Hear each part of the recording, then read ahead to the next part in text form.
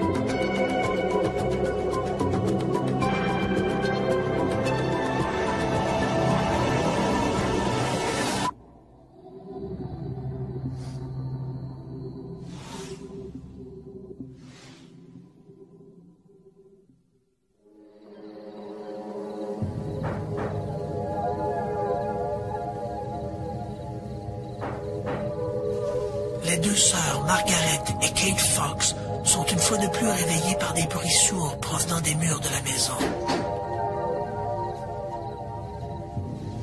Loin d'être effrayées par ces bruits qui les réveillent brusquement depuis quelque temps, les fillettes s'en amusent plutôt.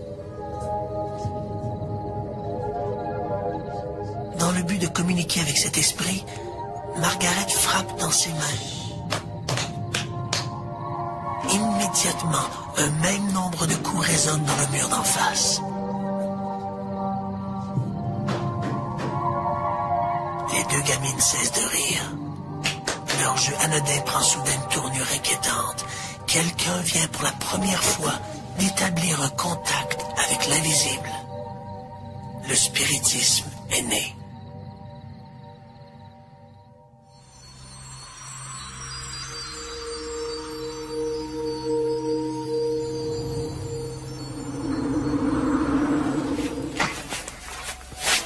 La mort. Destin fatal. Ouais, moi qu'elle ne soit qu'un passage obligé vers autre chose, mais... Quoi?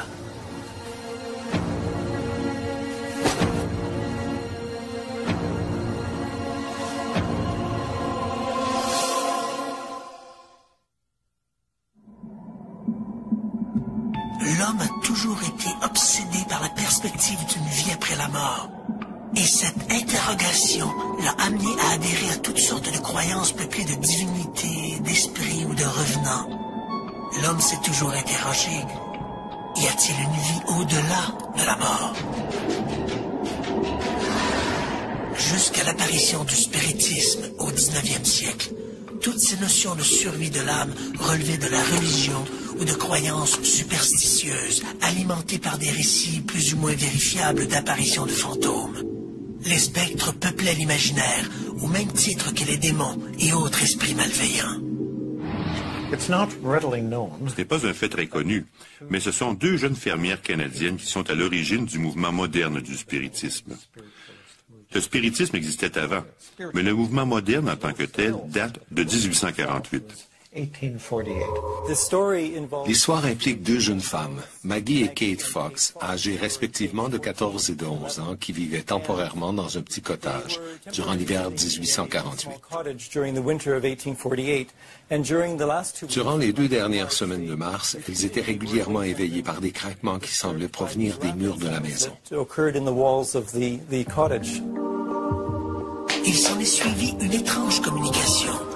Dans un code de coups frappés, l'impalpable visiteur explique qu'il est l'esprit d'un colporteur assassiné dans cette demeure. L'affaire s'ébruite et bientôt la maison de la famille Fox devient un objet de curiosité. C'est le début officiel du spiritisme.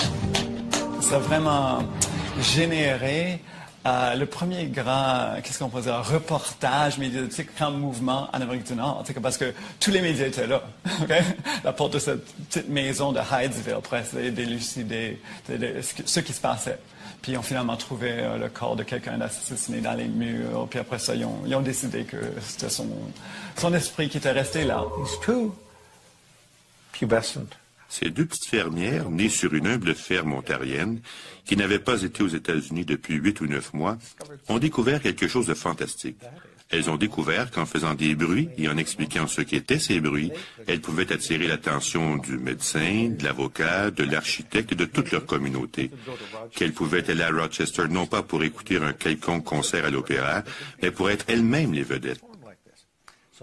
Alors Cathy et Maggie Fox, ainsi que leur sœur Léa et leur frère Daniel, sont déménagés à New York, puis se sont mis à visiter les capitales du monde entier pour faire des spectacles au cours desquels elles faisaient des démonstrations illustrant comment elles pouvaient être en contact avec le monde des défunts. Du jour au lendemain, des gens se déclarent en communication avec les morts. On assiste à un engouement pour la communication avec l'au-delà. En présence de médiums, des coups étouffés font bouger les tables. Au début des années 1850, le phénomène du spiritisme s'est répandu en Europe et à l'époque, vivait en France un enseignant du nom de Hippolyte Rivail, qui était plutôt sceptique face à ces phénomènes, mais qui fut suffisamment intrigué pour décider d'enquêter par lui-même sur ces manifestations. Il ne croyait pas aux manifestations des esprits, mais après, disons, quelques expériences auprès des groupes médiumniques qui se rencontraient vraiment juste pour le plaisir, il a commencé à trouver ça assez intéressant, là, parce qu'il y avait des réponses. Par exemple, une jeune médium, encore ignorante, non scolarisée, qui pouvait répondre à une question de haut niveau, une des grandes questions de la vie, puis donner une réponse super cohérente et logique. Donc, là, pour lui, il se mettait à penser qu'il y avait autre chose. Parce que chaque disons, réponse intelligente, il fallait avoir une source intelligente, puis pour lui, il constatait que ce n'était pas la médium qui donnait la réponse. Donc, c'est pour ça que ça créé un intérêt. Ainsi, convaincu de la réalité de la réincarnation par les informations qui lui étaient fournies durant les transes, Hippolyte Rivail, de son vrai nom, choisit le pseudonyme de Alain Kardec, se fondant sur sa conviction personnelle qu'il était à la fois une réincarnation d'un dénommé Alain et d'un dénommé Kardec. Vers 1860, Hippolyte Rivail fonde la Société parisienne d'études spirites et publie, sous le nom de Allan Kardec, le livre des esprits. Les enseignements de Kardec restent encore aujourd'hui des plus populaires et ses livres continuent d'être publiés.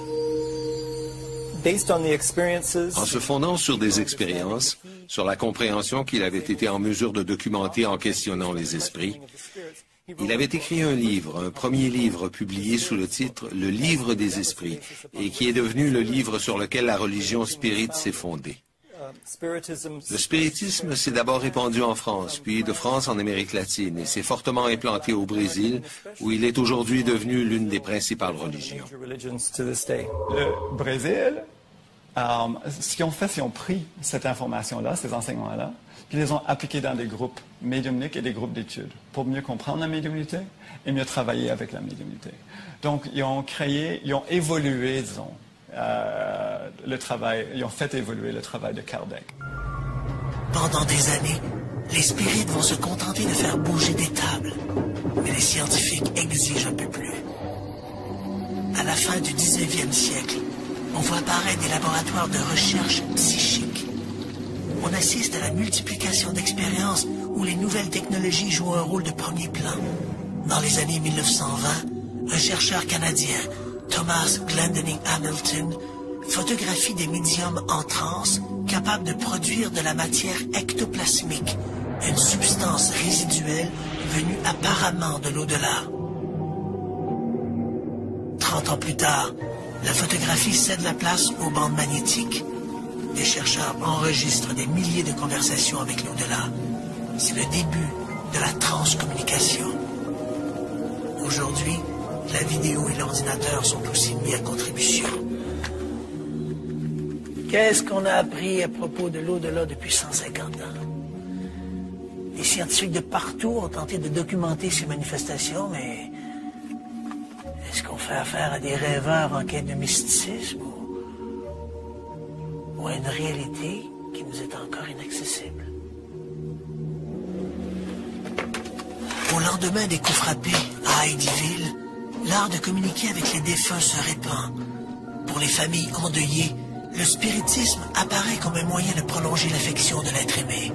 Mais le spiritisme est aussi un subterfuge pour capitaliser sur les malheurs d'autrui. Tout le monde était super ignorant, donc qu'est-ce qui arrivait? On cherchait le spectacle. Donc là, tu arrives à un point, tu es payé pour ta représentation, ta vie dépend de ça, ta vie sociale, ta notoriété, tout. Donc là, qu'est-ce qui arrivait? Souvent, en Europe, en Amérique, partout, ben là, il fallait créer l'événement. Parce qu'on ne peut pas arriver et dire, OK, ben là, on veut que tout soit parfait pour une manifestation. On veut faire léviter la chaise. C'est pas à nous de le faire. On ne peut pas. Donc, est-ce qu'on peut commander des esprits à faire quoi que ce soit? C'est ça le problème. Donc, c'est tout à fait logique à l'époque, puisqu'on était ignorant. Puis puisque les gens en demandaient constamment, ben on allait en fabriquer. Coup de théâtre. En 1888, Margaret Fox fait un aveu troublant. L'une des filles signe une confession où elle affirme que tout cela est une simulation, un coup monté. Qu'elle a la capacité de faire craquer ses doigts de pied à volonté et que c'est elle qui créait tous ces bruits. Ces aveux donnent des arguments à ses adversaires qui demandent des preuves plus substantielles. On accuse les médiums de n'être que de fins psychologues et d'habiles illusionnistes. Un an plus tard, en 1889, Maggie Fox remonte sur scène devant le public et se rétracte, affirmant que le phénomène était bel et bien vrai. Un autre ennemi guette le spiritisme, le progrès. L'éclairage gagne lentement les grandes capitales du monde. Cette possibilité de faire instantanément la lumière dans les salons sombres des spirites met à jour un nombre considérable d'escrocs aux méthodes frauduleuses. Vers 1910, le spiritisme se retrouve dans le collimateur du célèbre Harry Houdini. Aussitôt que le phénomène du spiritisme commence à se répandre aux États-Unis, il attire sur lui l'attention des magiciens qui performent dans les foires. Au cours de la génération suivante, Harry Houdini s'est opposé fermement au phénomène des médiums. Il a parcouru les États-Unis pour faire la preuve que tous les médiums étaient des fraudeurs. Mais afin de discréditer les médiums, il a dû lui-même se résoudre à utiliser des procédés frauduleux. Houdini dénonce tous les trucs utilisés par les médiums pour arnaquer leurs clients. Il ajoute que les communications spirites ne contiennent que des banalités à la portée de n'importe quel fraudeur. Vraiment. Alors qu'en est-il de la spectaculaire séance de Eileen Garrett? Eileen Garrett est probablement le médium le plus connu du 20e siècle. Elle a toujours gardé un certain scepticisme face à ses dons et a toujours accepté de bonne grâce de se soumettre aux tests qu'ont voulu lui faire subir les chercheurs de la communauté scientifique. En 1930, une séance sera organisée pour tenter d'entrer en contact avec l'esprit de Sir Arthur Conan Doyle, décédé un peu plus tôt la même année. I am Lieutenant Carmichael Owen. I must do something about it. Mais à la surprise des gens présents, la communication ne s'est pas faite avec Sir Conan Doyle, mais avec un esprit qui prétendait être le défunt officier qui commandait le dirigeable britannique, le R-101. Un journaliste présent à la séance publie dès le lendemain un compte-rendu des propos du capitaine Irwin. Toutes les révélations de l'officier sur cette catastrophe qui a coûté la vie à 48 de ses 54 passagers sont scrupuleusement rapportées. La possibilité que Eileen Garrett ait pu être informée de ces détails avant la publication du rapport officiel est à peu près impossible. Dans le cas de l'information obtenue par Hélène Garrett lors de cette fameuse séance où le capitaine Carmichael du R101 s'est présenté, il est à peu près impossible que l'information fournie à la médium ait pu être connue des participants. Il faut bien comprendre que le dirigeable s'était écrasé 2 jours plus tôt dans le Beauvais, en France, et que l'information, même s'il y avait quand même une rumeur qui circulait déjà dans les rues de Londres que le R101 s'était écrasé, il n'y avait aucune information qui rapportait de quelle façon ça s'était produit, et encore moins qu'il pouvait y avoir des problèmes de structure dans la construction du R101 qui était responsable de sa chute. Donc lorsque Hélène Garrett va raconter ça durant cette fameuse séance, tout le monde, lorsque l'information est rapportée le lendemain dans la presse, tous les gens sont un peu étonnés, qui plus est, même ceux qui travaillent sur l'enquête officielle du R101, et ces informations-là ne seront confirmées finalement par des experts en aéronautique que des mois après l'enquête, après que l'enquête soit terminée, donc après la fameuse séance d'Hélène Garrett.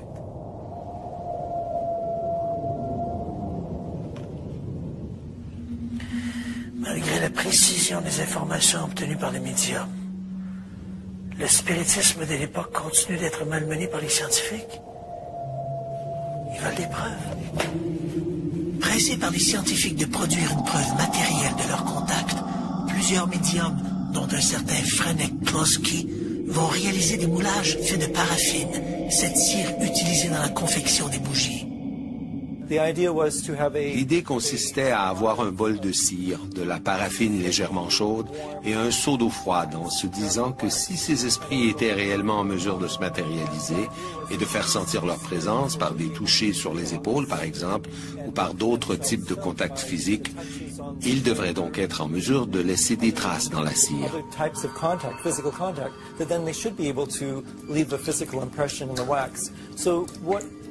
Alors l'idée consistait à ce que l'esprit pose le bout du doigt ou parfois toute la main dans la paraffine de sorte que son empreinte soit matérialisée.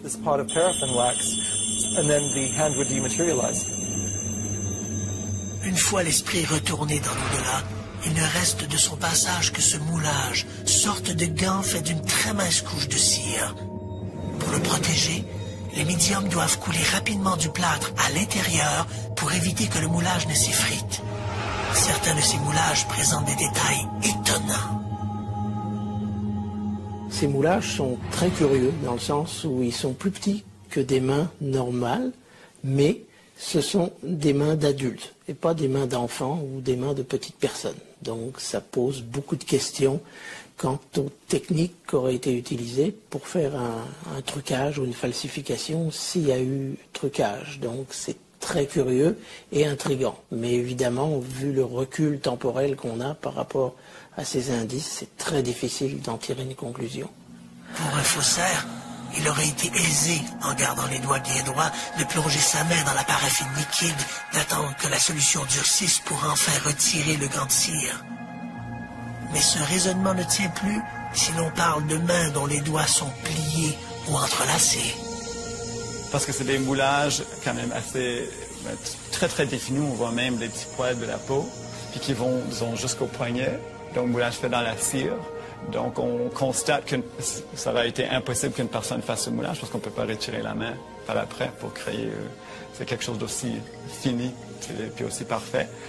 Donc, il faut expliquer ça. Comment est-ce qu'on a fait un moulage d'une main? Parce que c'est sûr que ce n'est pas quelque chose de sculpté. Il ne reste aujourd'hui que quelques spécimens de moulage spirit conservés à l'Institut métapsychique international de Paris. Personne n'a jamais pu expliquer leurs caractéristiques très particulières. S'il s'agit d'une fraude, les arnaqueurs ont emporté leurs secrets dans la tombe. Pendant qu'à Paris, le docteur Robert Toquet cherche à documenter le spiritisme via ses extraordinaires moulages, au Canada, un autre scientifique souhaite aussi valider le spiritisme, le docteur Thomas Glendinning Hamilton. Pour ce médecin de Winnipeg, la preuve de l'au-delà passe d'abord par l'objectif d'une caméra. De 1918 à sa mort, en 1935, il a mené plusieurs expériences. D'abord en télépathie, afin de vérifier s'il y avait des communications télépathiques entre vivants. Puis de là, il s'est intéressé à la psychokinésie, aux trans, et finalement, il a entrepris des travaux sur ce qu'on appelle les ectoplasmes, la matérialisation. La formation d'ectoplasmes est l'un des phénomènes les plus controversés du spiritisme. Il s'agit d'une curieuse substance substances résiduelles qui soignent du corps de certains médiums en transe. Au fil des ans, Hamilton réalise des centaines de photographies montrant ce phénomène à divers stades d'évolution. C'est la plus importante collection du genre au monde. Ces expériences qui avaient lieu au domicile du Dr Hamilton sont importantes à cause de la précision avec laquelle elles étaient menées. Il avait une pièce qu'il consacrait aux expériences et sur le mur de la pièce, il avait installé une batterie de 11 caméras qui lui servaient à documenter les phénomènes de lévitation et de production d'ectoplasme. Et nous avons la chance que ces photographies ainsi que tous les dossiers de Hamilton soient conservés et disponibles pour la recherche à l'Université du Manitoba. Malgré les mesures de contrôle qui entouraient ces expériences, plusieurs croient que le scientifique canadien a pu être dupé par des médiums mal intentionnés. Il a néanmoins introduit de nouvelles technologies pour documenter des communications avec l'au-delà.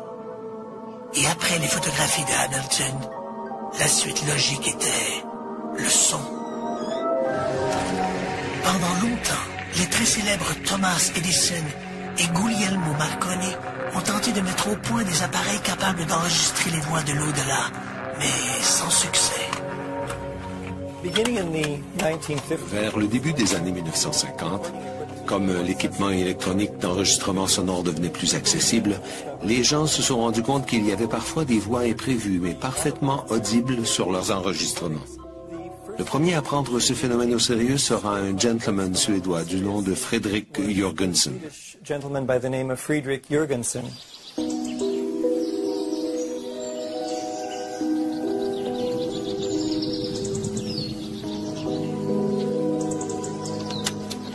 Un jour qu'il enregistrait des chants d'oiseaux près de sa maison, il eut la surprise, en écoutant son enregistrement, d'entendre des voix humaines.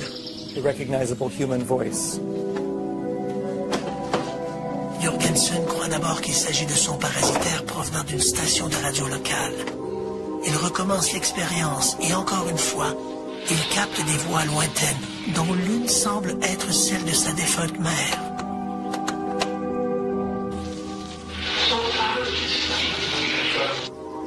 My mother. Pour Jörgensen, il ne peut s'agir que d'une manifestation de l'au-delà.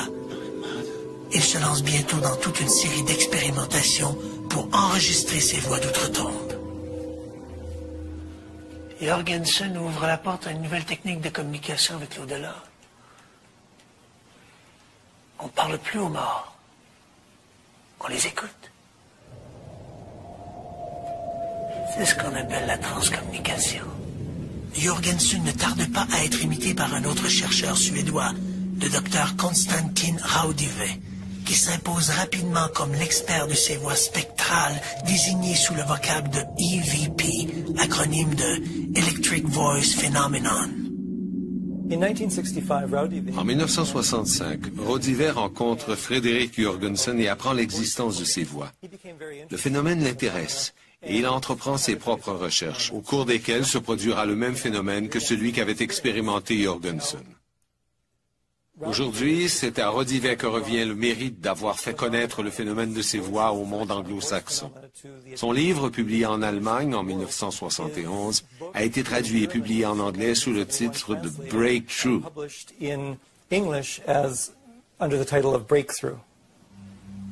À sa mort en 1974, Raudive aura enregistré quelques 100 000 messages de l'au-delà.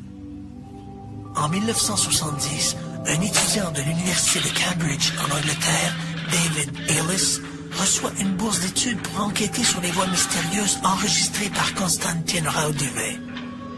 Dans son rapport, il écrit qu'une grande partie de ces enregistrements pourraient provenir de transmissions radio locales.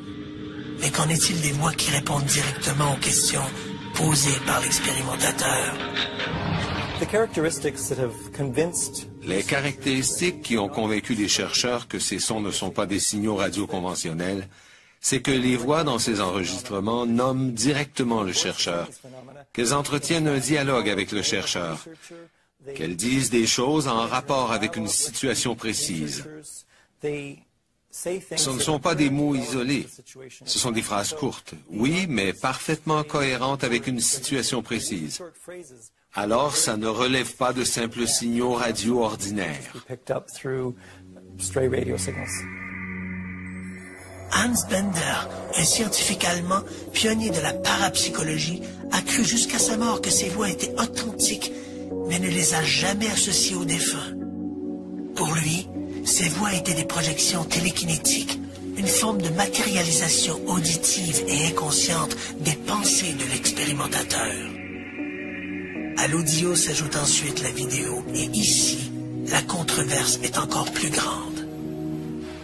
Avec les progrès techniques que nous avons connus au cours des années 1970 et 80, certains chercheurs ont découvert qu'en braquant une caméra vidéo, ou même une caméra Polaroid sur un écran de télé dont le syntonisateur est réglé sur un canal à mi-chemin entre celui de 2 diffuseurs, ils pouvaient filmer, puis apercevoir des images relativement précises qui ressemblent à celles d'êtres humains.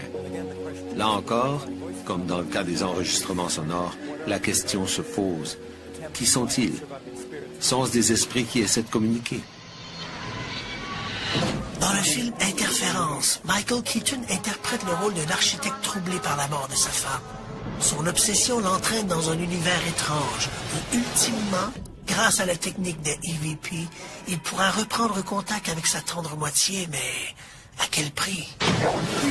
Beaucoup de cinéphiles ont découvert le phénomène des EVP à travers ce film. Pourtant, celui-ci continue d'être expérimenté et étudié par des groupes de chercheurs à travers le monde. Depuis les années 80, le père François Brune, un prêtre sulpicien français, se fait propagandiste de toute une série d'images dont plusieurs se sont révélées pour le moins douteuses. 2 images en particulier ont retenu l'attention des détracteurs de cette transcommunication. Le père François Brune est un père sulpicien qui a commencé à s'intéresser en fait à la transcommunication. Et puis déjà à ce moment-là, il y avait différents groupes en France qui étaient actifs dans le domaine, et en particulier le groupe du Luxembourg. Le père Brune s'est mis soudainement à colliger toutes sortes d'images sans réellement les regarder de façon critique. Donc, il les présentait comme étant, il faisait en fait confiance à ses pourvoyeurs et puis il présentait ces images-là de façon publique. Et puis, il va arriver, on peut dire, le scandale de l'affaire Romy Schneider. Il présente en fait des images de la fameuse actrice autrichienne en disant, voici, Romy Schneider nous a contactés depuis l'au-delà et puis on voit des images. Le problème de ces images-là, c'est qu'on le retrouve, ce sont exactement des images qui proviennent du film Les choses de la vie, je crois, et avec le même plan. Donc, on voit bien que le père Brune a été dupé, en fait, par l'équipe du Luxembourg, qui lui ont fourni des images qui provenaient tout simplement d'une production cinématographique française de 1969, et qui, bien sûr, mettait en vedette Romy Schneider. L'autre image est encore plus cocasse. Fournie encore une fois par le groupe du Luxembourg, cette seconde image montre une jeune baigneuse sortant de la mer. Lors de la présentation d'un reportage sur le père Brune, dans le cadre de l'émission Caméra 89, un résident de Charlevoix l'a reconnu. Contrairement aux affirmations du sulpicien, il ne s'agissait pas d'une projection de l'au-delà, mais d'un extrait du film The Bikini Story. Preuve que l'au-delà ne se laisse pas enregistrer facilement. D'ailleurs, l'enregistrement des EVP est à la portée de tous. Il suffit simplement de placer dans une pièce silencieuse un système d'enregistrement en marche et de poser à voix haute quelques questions pertinentes. Cela fait, l'expérimentateur n'a qu'à reculer et écouter la bande en portant une attention particulière au bruit de fond parasitaire. Il est bon de préciser que les esprits ne parlent pas nécessairement de manière posée à la Bernard de Rome, mais leur voix ressemble plus à une mixture nasillarde et accélérée. Et c'est souvent là que le bas blesse. Personnellement, je suis très sceptique par rapport à ces techniques-là. On sait que lorsqu'on écoute par exemple du bruit blanc, on peut finir par entendre un peu n'importe quoi, dépendamment de la volonté qu'on y met en écoutant. Donc déjà, lorsqu'on n'a pas d'indice objectif là, de ce qui a été entendu, c'est très difficile de pouvoir dire qu'il y a réellement quelque chose de vraiment audible qui a pu être écouté ou encore pire vu. D'un autre côté, même si on réussissait à observer ce genre de phénomène, rien ne prouve que ça serait dû à une réelle communication avec l'au-delà, mais ça pourrait peut-être être quelque chose qui est produit par les observateurs ou les gens qui désirent tellement cette communication qu'ils sont prêts, même éventuellement en utilisant des moyens qu'on n'est pas encore capable d'expliquer, ils seraient prêts à obtenir ce genre de message-là et à interpréter un peu n'importe quel bruit comme étant un message. Cette gymnastique n'est pas sans rappeler cette vague des années 1970 où les amateurs de musique rock faisaient tourner leur micro-sillon à l'envers, espérant y découvrir quelques messages cachés.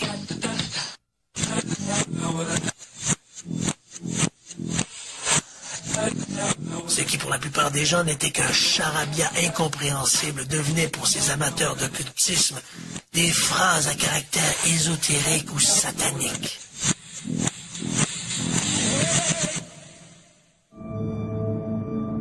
Cette quête technologique de l'au-delà n'est peut-être qu'une question de culture. Pour plus des 2/3 de la planète, cette question de la survie ne se pose plus. C'est une réalité spirituelle. La réincarnation. La réincarnation, c'est l'idée que lorsqu'une personne décède, son esprit ou son âme, après une période de temps relativement brève, renaît dans un autre être humain. Et au fur et à mesure que cet autre être humain se développe, cette personne peut, et en particulier durant la petite enfance, se rappeler de quelques faits de sa vie antérieure. Pour les scientifiques occidentaux, la croyance en la réincarnation se loge à la même enseigne que les tables tournantes et autres chimères occultes. Au 19e siècle, Allan Kardec propose une vision beaucoup moins mystique de ce phénomène de migration de l'âme. Selon lui, les hommes meurent et se réincarnent dans un autre corps, dans une quête incessante pour l'amélioration de soi.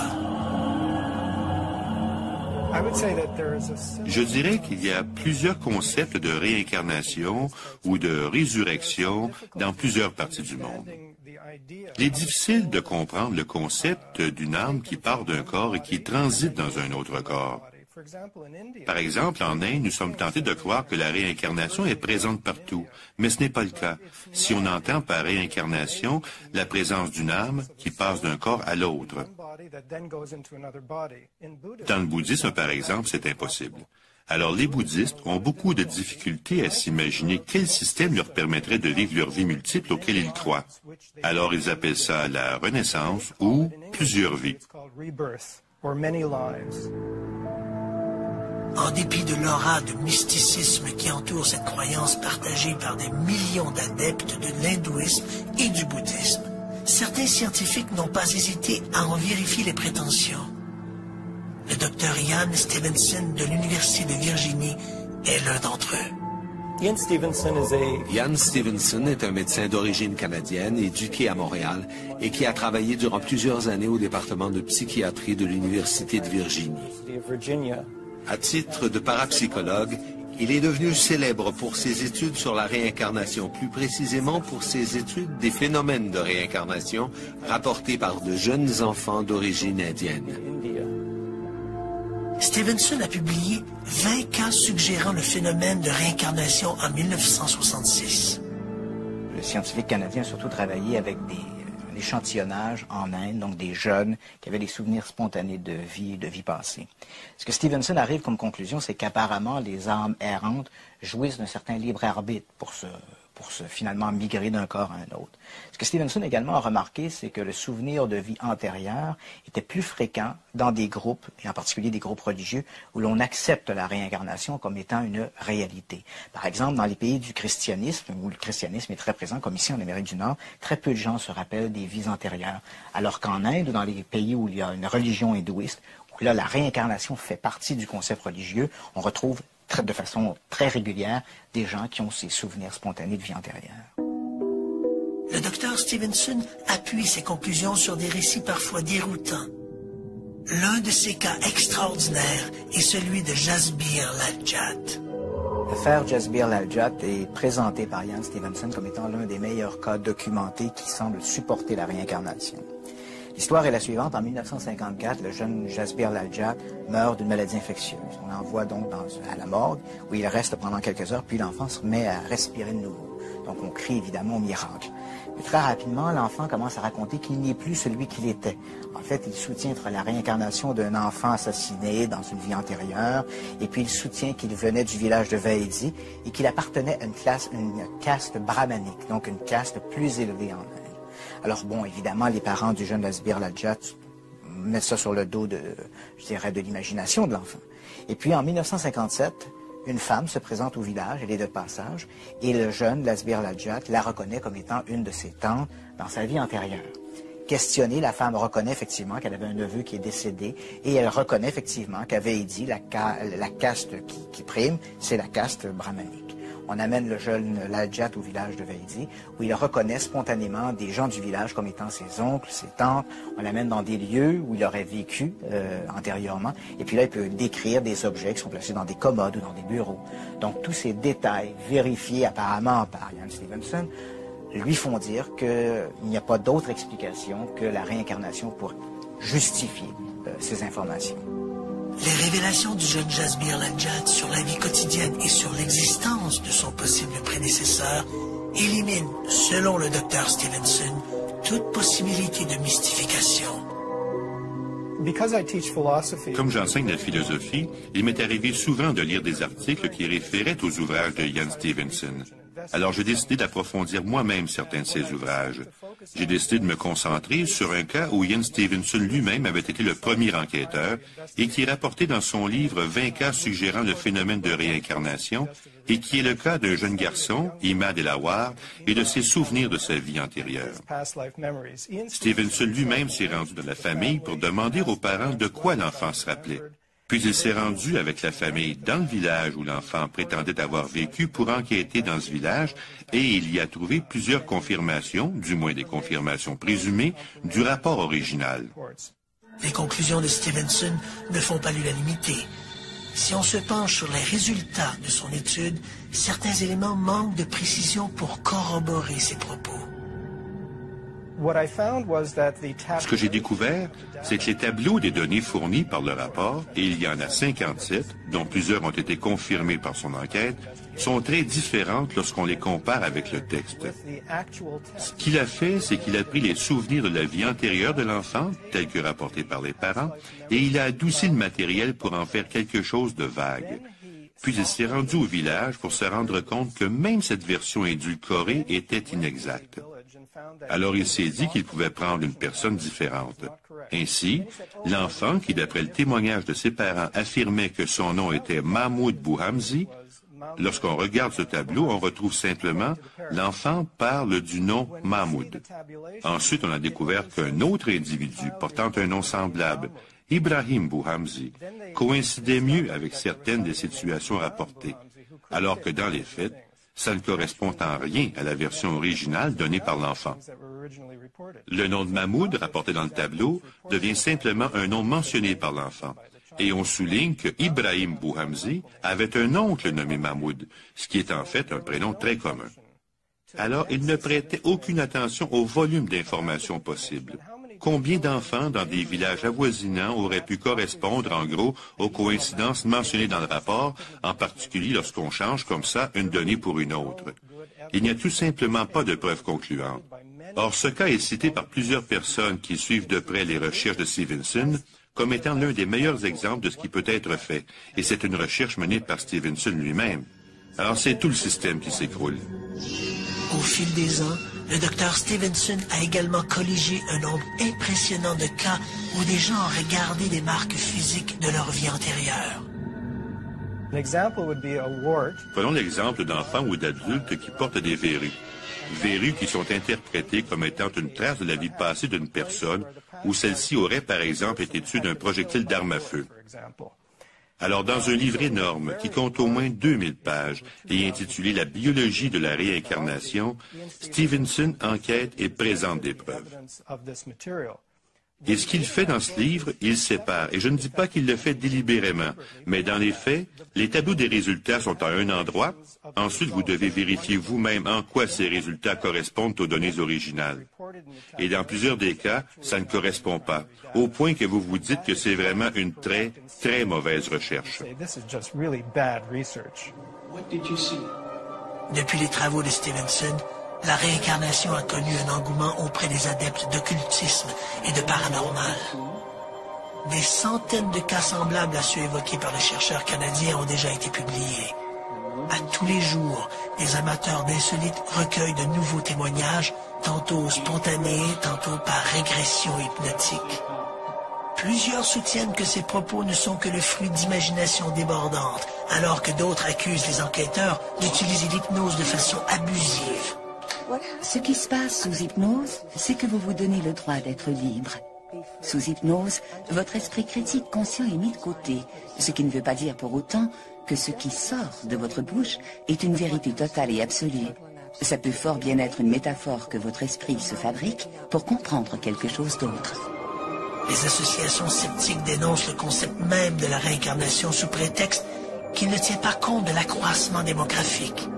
S'il y a plus d'enfants qui naissent que de vieillards qui meurent, le puits des âmes devrait être asséché depuis belle lurette. Le spiritisme a créé une proximité entre le monde des vivants et celui des défunts. Cette frontière s'est vite posée comme un nouveau défi de la science. L'au-delà existe-t-il? Malheureusement, il faut constater que 150 ans de communication spirite ne nous ont guère renseignés sur l'au-delà. Quant aux preuves de cet au-delà, elles demeurent l'objet de vives discussions. Ni les moulages spirites, ni les photographies de T.J. Hamilton, ni même les milliers d'enregistrements audio de Raoul Duvet nous forcent à accepter la réalité d'un au-delà peuplé d'esprits désincarnés. La preuve ultime reste encore à faire, et c'est là que le problème de la méthodologie scientifique se pose. L'au-delà, par définition immatériel et impalpable, peut-il être documenté par des instruments conçus pour fournir des mesures dans notre monde physique? Les 400 dernières années de l'histoire des sciences naturelles nous ont démontré que les créatures biologiques ont évolué, qu'elles sont des créatures chimiquement très complexes et que cette chimie produit également des résultats physiques très complexes. Cette interaction entre la biologie, la chimie et la physique est très profonde et est le résultat de centaines d'années de recherche qui n'ont jamais été démenties par aucune loi ni par aucune force biologique, chimique ou physique. En conséquence, il y a un poids énorme qui favorise ce modèle et toutes les explications paranormales de situations qui peuvent sembler inhabituelles reposent forcément sur une violation de ce modèle. Alors les données doivent être impeccables pour arriver à renverser des centaines d'années de recherche. Un sondage réalisé auprès des lecteurs du très sérieux London Times en Angleterre indique qu'une personne sur 6 affirme avoir vécu une expérience paranormale qui justifie sa croyance dans la réincarnation. Des statistiques peu surprenantes compte tenu des très nombreux indices qui suggèrent la réalité de la réincarnation. C'est sûr qu'il y a des cas troublants dans les récits qui sont faits là. Mais je dirais que autant que c'est, quel que soit le caractère extraordinaire de ces cas, aussi troublants puissent-ils être, à mon avis, ils ne seront jamais des preuves de la réincarnation. Parce qu'on trouvera toujours d'autres explications qui ont permis aux gens de construire leur récit ou d'aller chercher les informations qu'ils relatent dans leur récit, en particulier si on fait appel à d'autres facultés psy qu'on peut-être existent et qu'on peut observer par ailleurs, comme par exemple la possibilité de lire de l'information à distance ou là d'aller chercher de l'information dans le passé. Quand X raconte qu'il a été Y il y a un siècle, peut-être qu'il va juste chercher de l'information dans le passé sur la vie de Y, mais ça ne prouve jamais que Y est devenu X. Donc on peut juste prouver par ces expériences, on peut juste démontrer que de façon surprenante et extraordinaire et non explicable, certaines personnes sont capables d'aller chercher de l'information de façon inconsciente, là, sur la vie de quelqu'un qui a vécu dans le passé. Actuellement, je dirais que les chercheurs se divisent en deux groupes.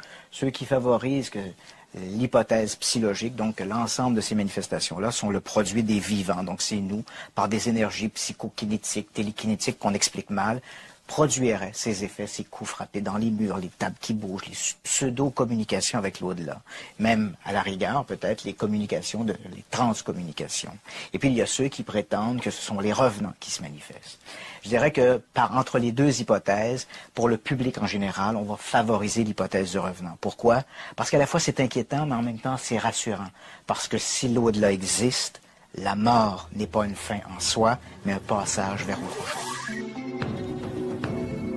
La recherche sur l'au-delà se poursuit aujourd'hui avec autant d'enthousiasme qui guidait les Hamilton, Tucker, Aldivet. Quant à son existence, elle reste encore controversée, mais cette seule perspective rend déjà moins inquiétante.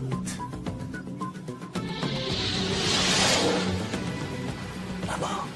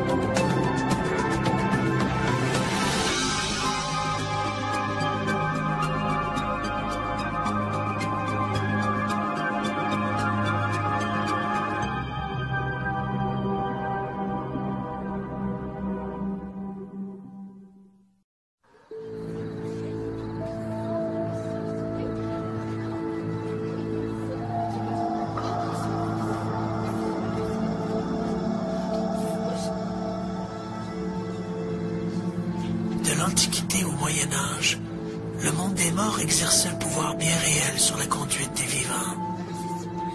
Dans les rites païens, il n'y avait souvent aucune distinction entre le monde des morts et celui des vivants. Au milieu du 19e siècle, les nuits agitées de deux Canadiennes vont relancer la ferveur pour la communication avec l'au-delà.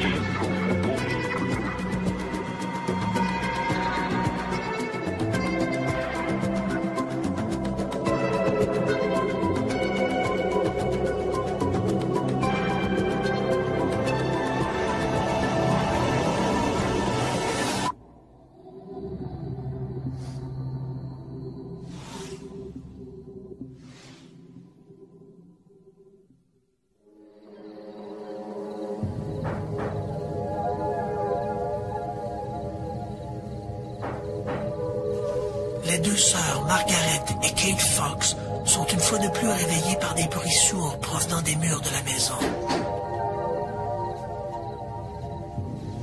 Loin d'être effrayées par ces bruits qui les réveillent brusquement depuis quelque temps, les fillettes s'en amusent plutôt.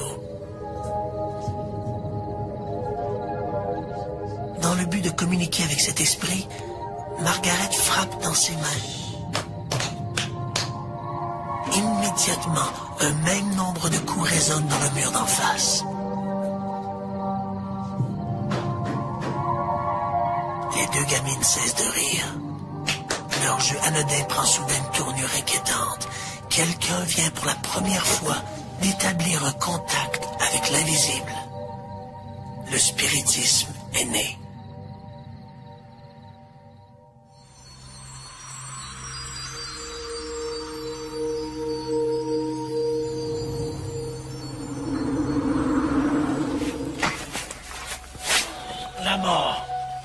destin fatal. Ouais, moi qu'elle ne soit qu'un passage obligé vers autre chose, mais... Quoi?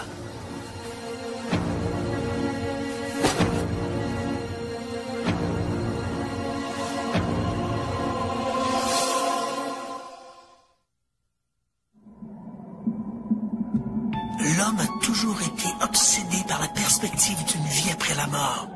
Et cette interrogation l'a amené à adhérer à toutes sortes de croyances peuplées de divinités, d'esprits ou de revenants. L'homme s'est toujours interrogé, y a-t-il une vie au-delà de la mort?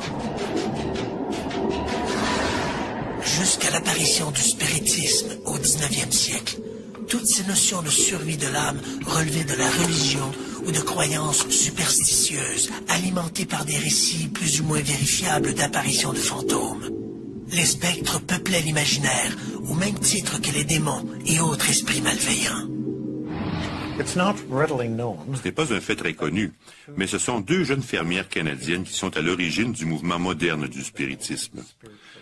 Le spiritisme existait avant, mais le mouvement moderne en tant que tel date de 1848. L'histoire implique deux jeunes femmes, Maggie et Kate Fox, âgées respectivement de 14 et de 11 ans, qui vivaient temporairement dans un petit cottage durant l'hiver 1848. Durant les 2 dernières semaines de mars, elles étaient régulièrement éveillées par des craquements qui semblaient provenir des murs de la maison. Il s'en est suivi une étrange communication. Dans un code de coups frappés, l'impalpable visiteur explique qu'il est l'esprit d'un colporteur assassiné dans cette demeure. L'affaire s'ébruite et bientôt la maison de la famille Fox devient un objet de curiosité. C'est le début officiel du spiritisme. Ça a vraiment généré le premier grand, qu'est-ce qu'on peut dire, reportage médiatique, grand mouvement en Amérique du Nord, parce que tous les médias étaient là. Okay? La porte de cette petite maison de Hydesville pour essayer d'élucider ce qui se passait. Puis ils ont finalement trouvé le corps de quelqu'un assassiné dans les murs. Puis après ça, ils ont décidé que c'était son esprit qui était resté là.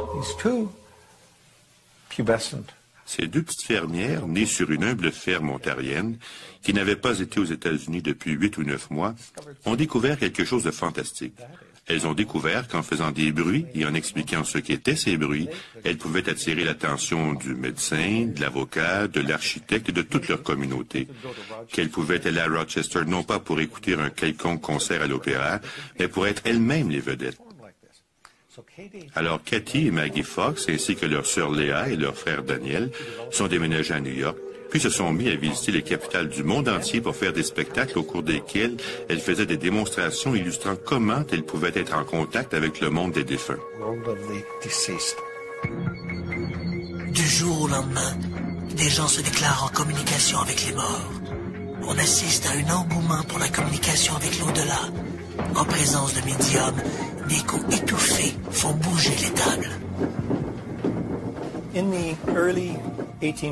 Au début des années 1850, le phénomène du spiritisme s'est répandu en Europe et à l'époque, vivait en France un enseignant du nom de Hippolyte Rivail, qui était plutôt sceptique face à ces phénomènes, mais qui fut suffisamment intrigué pour décider d'enquêter par lui-même sur ces manifestations. Il ne croyait pas aux manifestations des esprits, mais après, disons, quelques expériences auprès des groupes médiumniques qui se rencontraient vraiment juste pour le plaisir, il a commencé à trouver ça assez intéressant, là, parce qu'il y avait des réponses. Par exemple, une jeune médium, encore ignorante, non scolarisée, qui pouvait répondre à une question de haut niveau, une des grandes questions de la vie, puis donner une réponse super cohérente et logique. Donc, là, pour lui, il se mettait à penser qu'il y avait autre chose.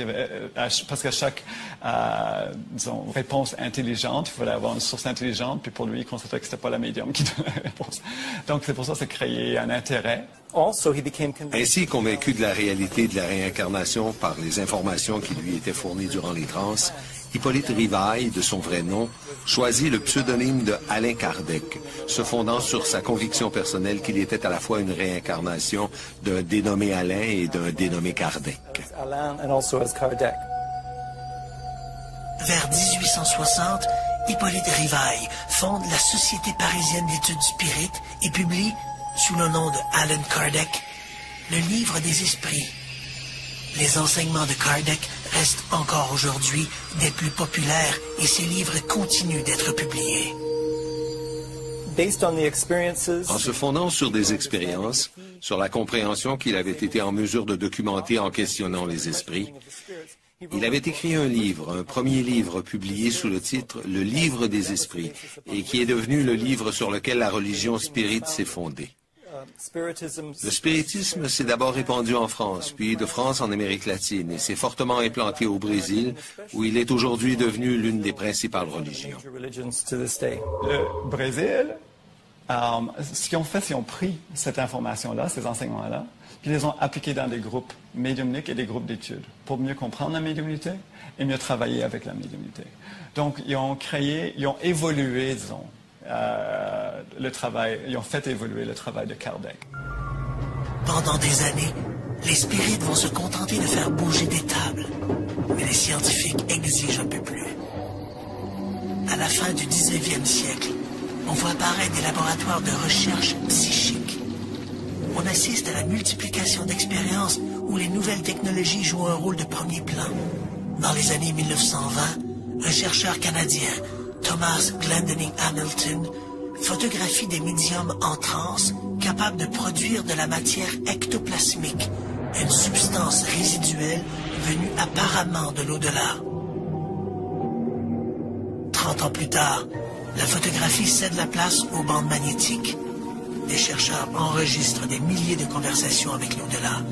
C'est le début de la transcommunication. Aujourd'hui, la vidéo et l'ordinateur sont aussi mis à contribution. Qu'est-ce qu'on a appris à propos de l'au-delà depuis 150 ans? Les scientifiques de partout ont tenté de documenter ces manifestations, mais est-ce qu'on fait affaire à des rêveurs en quête de mysticisme ou à une réalité qui nous est encore inaccessible? Au lendemain des coups frappés à Heidyville, l'art de communiquer avec les défunts se répand. Pour les familles endeuillées, le spiritisme apparaît comme un moyen de prolonger l'affection de l'être aimé. Mais le spiritisme est aussi un subterfuge pour capitaliser sur les malheurs d'autrui. Tout le monde était super ignorant, donc qu'est-ce qui arrivait? On cherchait le spectacle. Donc là, tu arrives à un point, tu es payé pour ta représentation, ta vie dépend de ça, ta vie sociale, ta notoriété, tout.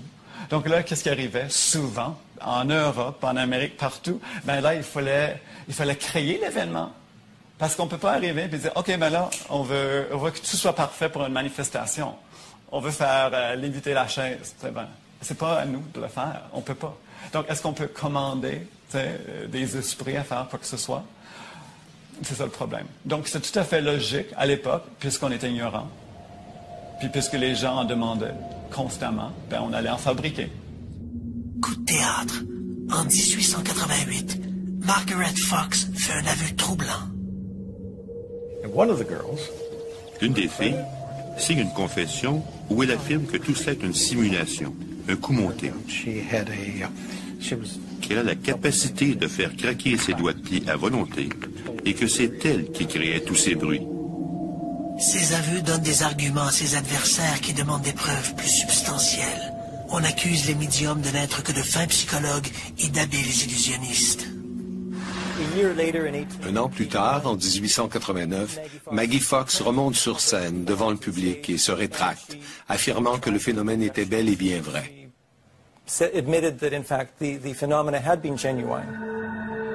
Un autre ennemi guette le spiritisme, le progrès. L'éclairage gagne lentement les grandes capitales du monde. Cette possibilité de faire instantanément la lumière dans les salons sombres des spirites met à jour un nombre considérable d'escrocs aux méthodes frauduleuses. Vers 1910, le spiritisme se retrouve dans le collimateur du célèbre Harry Houdini. Aussitôt que le phénomène du spiritisme commence à se répandre aux États-Unis, il attire sur lui l'attention des magiciens qui performent dans les foires. Au cours de la génération suivante, Harry Houdini s'est opposé fermement au phénomène des médiums. Il a parcouru les États-Unis pour faire la preuve que tous les médiums étaient des fraudeurs. Mais afin de discréditer les médiums, il a dû lui-même se résoudre à utiliser des procédés frauduleux. Houdini dénonce tous les trucs utilisés par les médiums pour arnaquer leurs clients. Il ajoute que les communications spirites ne contiennent que des banalités à la portée de n'importe quel fraudeur. Vraiment. Alors qu'en est-il de la spectaculaire séance de Eileen Garrett? Eileen Garrett est probablement le médium le plus connu du 20e siècle. Elle a toujours gardé un certain scepticisme face à ses dons et a toujours accepté de bonne grâce de se soumettre aux tests qu'ont voulu lui faire subir les chercheurs de la communauté scientifique. En 1930, une séance sera organisée pour tenter d'entrer en contact avec l'esprit de Sir Arthur Conan Doyle, décédé un peu plus tôt la même année.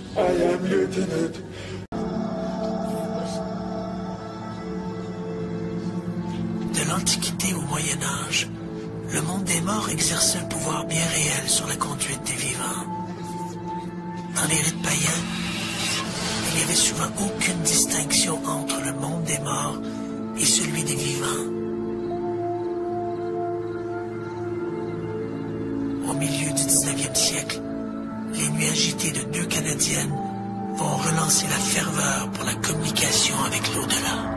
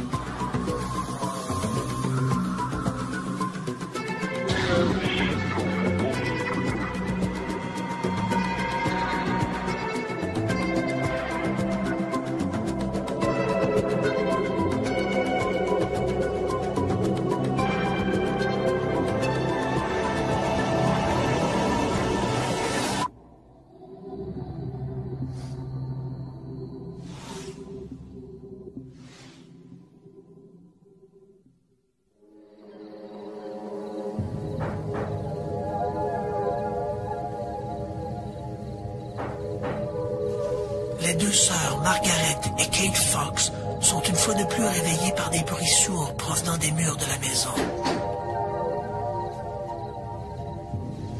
Loin d'être effrayées par ces bruits qui les réveillent brusquement depuis quelque temps, les fillettes s'en amusent plutôt.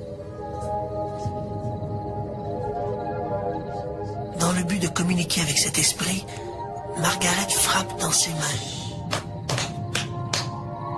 Immédiatement, un même nombre de coups résonnent dans le mur d'en face. Les deux gamines cessent de rire. Leur jeu anodin prend soudain une tournure inquiétante. Quelqu'un vient pour la première fois d'établir un contact avec l'invisible. Le spiritisme est né.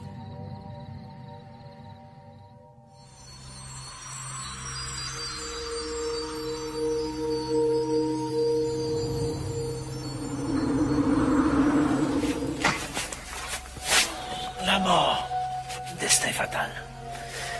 Vois-moi qu'elle ne soit qu'un passage obligé vers autre chose, mais... Quoi?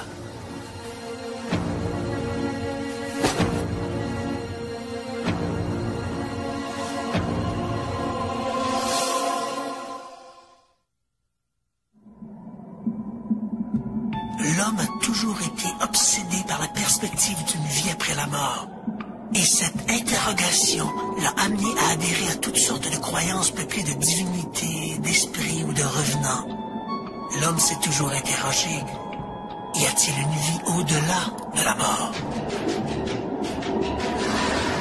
Jusqu'à l'apparition du spiritisme au 19e siècle, toutes ces notions de survie de l'âme relevaient de la religion ou de croyances superstitieuses, alimentées par des récits plus ou moins vérifiables d'apparitions de fantômes. Les spectres peuplaient l'imaginaire, au même titre que les démons et autres esprits malveillants. Ce n'est pas un fait très connu, mais ce sont deux jeunes fermières canadiennes qui sont à l'origine du mouvement moderne du spiritisme. Le spiritisme existait avant, mais le mouvement moderne en tant que tel date de 1848. L'histoire implique deux jeunes femmes, Maggie et Kate Fox, âgées respectivement de 14 et de 11 ans, qui vivaient temporairement dans un petit cottage durant l'hiver 1848. Durant les 2 dernières semaines de mars, elles étaient régulièrement éveillées par des craquements qui semblaient provenir des murs de la maison. Il s'en est suivi une étrange communication. Dans un code de coups frappés, l'impalpable visiteur explique qu'il est l'esprit d'un colporteur assassiné dans cette demeure. L'affaire s'ébruite et bientôt la maison de la famille Fox devient un objet de curiosité. C'est le début officiel du spiritisme. Ça a vraiment généré le premier grand, qu'est-ce qu'on peut dire, reportage médiatique, grand mouvement en Amérique du Nord, parce que tous les médias étaient là. Okay? La porte de cette petite maison de Hydesville pour essayer d'élucider ce qui se passait. Puis ils ont finalement trouvé le corps de quelqu'un assassiné dans les murs. Puis après ça, ils ont décidé que c'était son esprit qui était resté là. Ces 2 petites fermières, nées sur une humble ferme ontarienne, qui n'avaient pas été aux États-Unis depuis 8 ou 9 mois, ont découvert quelque chose de fantastique. Elles ont découvert qu'en faisant des bruits et en expliquant ce qu'étaient ces bruits, elles pouvaient attirer l'attention du médecin, de l'avocat, de l'architecte et de toute leur communauté. Qu'elles pouvaient aller à Rochester non pas pour écouter un quelconque concert à l'opéra, mais pour être elles-mêmes les vedettes. Alors Cathy et Maggie Fox, ainsi que leur sœur Léa et leur frère Daniel, sont déménagés à New York, puis se sont mis à visiter les capitales du monde entier pour faire des spectacles au cours desquels elles faisaient des démonstrations illustrant comment elles pouvaient être en contact avec le monde des défunts. Du jour au lendemain, des gens se déclarent en communication avec les morts. On assiste à un engouement pour la communication avec l'au-delà. En présence de médiums, des coups étouffés font bouger les tables. Au début des années 1850, le phénomène du spiritisme s'est répandu en Europe et à l'époque, vivait en France un enseignant du nom de Hippolyte Rivail, qui était plutôt sceptique face à ces phénomènes, mais qui fut suffisamment intrigué pour décider d'enquêter par lui-même sur ces manifestations. Il ne croyait pas aux manifestations des esprits, mais après, disons, quelques expériences auprès des groupes médiumniques qui se rencontraient vraiment juste pour le plaisir, il a commencé à trouver ça assez intéressant là, parce qu'il y avait des réponses. Par exemple, une jeune médium, encore ignorante, non scolarisée, qui pouvait répondre à une question de haut niveau, une des grandes questions de la vie, puis donner une réponse super cohérente et logique. Donc là, pour lui, il se mettait à penser qu'il y avait autre chose. Parce qu'à chaque disons, réponse intelligente, il fallait avoir une source intelligente, puis pour lui, il constatait que ce n'était pas la médium qui donnait la réponse. Donc c'est pour ça que ça créait un intérêt. Ainsi, convaincu de la réalité de la réincarnation par les informations qui lui étaient fournies durant les transes, Hippolyte Rivail, de son vrai nom, choisit le pseudonyme de Alain Kardec, se fondant sur sa conviction personnelle qu'il était à la fois une réincarnation d'un dénommé Alain et d'un dénommé Kardec. Vers 1860, Hippolyte Rivail fonde la Société parisienne d'études spirites et publie, sous le nom de Allan Kardec, le livre des esprits. Les enseignements de Kardec restent encore aujourd'hui des plus populaires et ses livres continuent d'être publiés. En se fondant sur des expériences, sur la compréhension qu'il avait été en mesure de documenter en questionnant les esprits, il avait écrit un livre, un premier livre publié sous le titre « Le livre des esprits » et qui est devenu le livre sur lequel la religion spirite s'est fondée. Le spiritisme s'est d'abord répandu en France, puis de France en Amérique latine, et s'est fortement implanté au Brésil, où il est aujourd'hui devenu l'une des principales religions. Le Brésil, ce qu'ils ont fait, c'est qu'ils ont pris cette information-là, ces enseignements-là, puis les ont appliqués dans des groupes médiumniques et des groupes d'études, pour mieux comprendre la médiumnité et mieux travailler avec la médiumnité. Donc, ils ont évolué, disons, le travail, ils ont fait évoluer le travail de Kardec. Pendant des années, les spirites vont se contenter de faire bouger des tables, mais les scientifiques exigent un peu plus. À la fin du 19e siècle, on voit apparaître des laboratoires de recherche psychique. On assiste à la multiplication d'expériences où les nouvelles technologies jouent un rôle de premier plan. Dans les années 1920, un chercheur canadien, Thomas Glendinning Hamilton, photographie des médiums en transe capables de produire de la matière ectoplasmique, une substance résiduelle venue apparemment de l'au-delà. 30 ans plus tard, la photographie cède la place aux bandes magnétiques. Des chercheurs enregistrent des milliers de conversations avec l'au-delà. C'est le début de la transcommunication. Aujourd'hui, la vidéo et l'ordinateur sont aussi mis à contribution. Qu'est-ce qu'on a appris à propos de l'au-delà depuis 150 ans? Les scientifiques de partout ont tenté de documenter ces manifestations, mais est-ce qu'on fait affaire à des rêveurs en quête de mysticisme ou à une réalité qui nous est encore inaccessible? Au lendemain des coups frappés à Heidyville, l'art de communiquer avec les défunts se répand.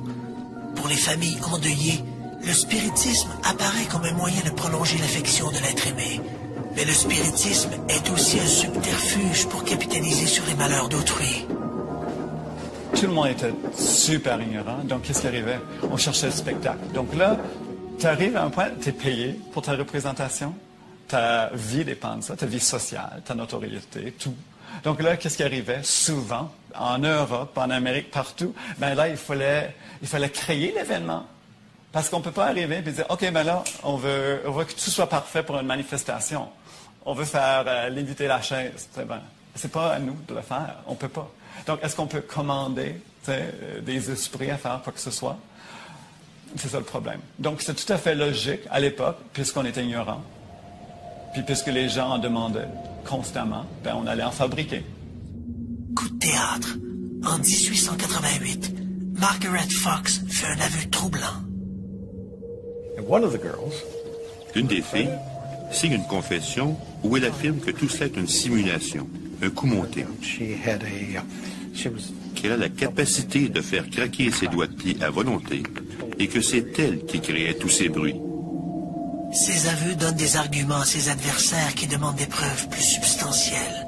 On accuse les médiums de n'être que de fins psychologues et d'habiles illusionnistes. Un an plus tard, en 1889, Maggie Fox remonte sur scène devant le public et se rétracte, affirmant que le phénomène était bel et bien vrai. Un autre ennemi guette le spiritisme, le progrès. L'éclairage gagne lentement les grandes capitales du monde. Cette possibilité de faire instantanément la lumière dans les salons sombres des spirites met à jour un nombre considérable d'escrocs aux méthodes frauduleuses. Vers 1910, le spiritisme se retrouve dans le collimateur du célèbre Harry Houdini. Aussitôt que le phénomène du spiritisme commence à se répandre aux États-Unis, il attire sur lui l'attention des magiciens qui performent dans les foires. Au cours de la génération suivante, Harry Houdini s'est opposé fermement au phénomène des médiums. Il a parcouru les États-Unis pour faire la preuve que tous les médiums étaient des fraudeurs. Mais afin de discréditer les médiums, il a dû lui-même se résoudre à utiliser des procédés frauduleux. Houdini dénonce tous les trucs utilisés par les médiums pour arnaquer leurs clients. Il ajoute que les communications spirites ne contiennent que des banalités à la portée de n'importe quel fraudeur. Vraiment. Alors qu'en est-il de la spectaculaire séance de Eileen Garrett? Eileen Garrett est probablement le médium le plus connu du 20e siècle. Elle a toujours gardé un certain scepticisme face à ses dons et a toujours accepté de bonne grâce de se soumettre aux tests qu'ont voulu lui faire subir les chercheurs de la communauté scientifique. En 1930, une séance sera organisée pour tenter d'entrer en contact avec l'esprit de Sir Arthur Conan Doyle, décédé un peu plus tôt la même année. I am Lieutenant Carmichael Owen. I must do something about it. Mais à la surprise des gens présents, la communication ne s'est pas faite avec Sir Conan Doyle, mais avec un esprit qui prétendait être le défunt officier qui commandait le dirigeable britannique, le R-101. Un journaliste présent à la séance publie dès le lendemain un compte-rendu des propos du capitaine Irwin. Toutes les révélations de l'officier sur cette catastrophe qui a coûté la vie à 48 de ses 54 passagers sont scrupuleusement rapportées. La possibilité que Eileen Garrett ait pu être informée de ces détails avant la publication du rapport officiel est à peu près impossible. Dans le cas de l'information obtenue par Eileen Garrett lors de cette fameuse séance où le capitaine Carmichael du R-101 s'est présenté, il est à peu près impossible que l'information fournie à la médium ait pu être connue des participants. Il faut bien comprendre que le dirigeable s'était écrasé 2 jours plus tôt dans le Beauvais, en France, et que l'information, même s'il y avait quand même une rumeur qui circulait déjà dans les rues de Londres que le R-101 s'était écrasé, il n'y avait aucune information qui rapportait de quelle façon ça s'était produit, et encore moins qu'il pouvait y avoir des problèmes de structure dans la construction du R-101, qui était responsable de sa chute. Donc, lorsque Eileen Garrett va raconter ça durant cette fameuse séance, tout le monde, lorsque l'information est rapportée le lendemain dans la presse, tous les gens sont un peu étonnés, qui plus est, même ceux qui travaillent sur l'enquête officielle du R-101, et ces informations-là ne seront confirmées finalement par les experts en aéronautique que des mois après l'enquête, après que l'enquête soit terminée, donc après la fameuse séance d'Eileen Garrett.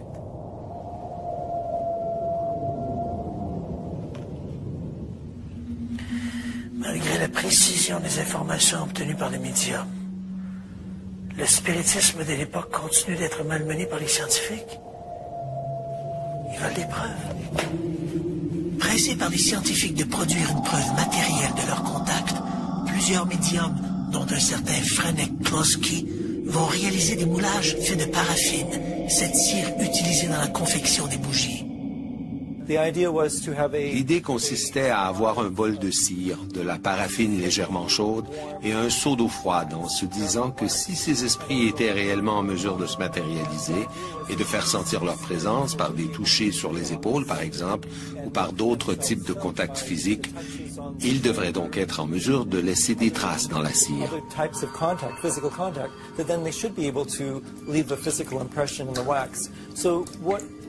Alors l'idée consistait à ce que l'esprit pose le bout du doigt ou parfois toute la main dans la paraffine de sorte que son empreinte soit matérialisée.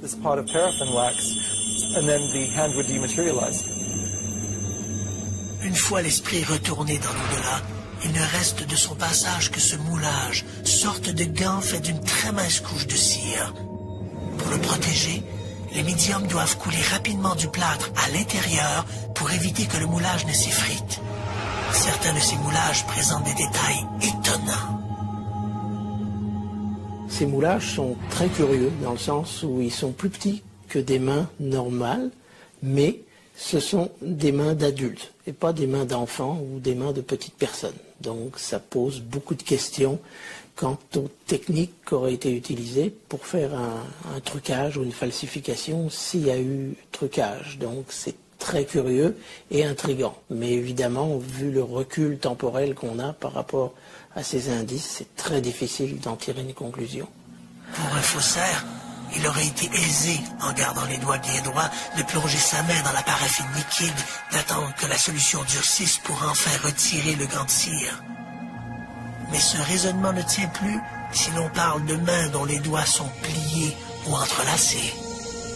Parce que c'est des moulages quand même assez très très définis. On voit même des petits poils de la peau, puis qui vont, disons, jusqu'au poignet. Donc, moulage fait dans la cire. Donc, on constate que ça aurait été impossible qu'une personne fasse ce moulage parce qu'on ne peut pas retirer la main.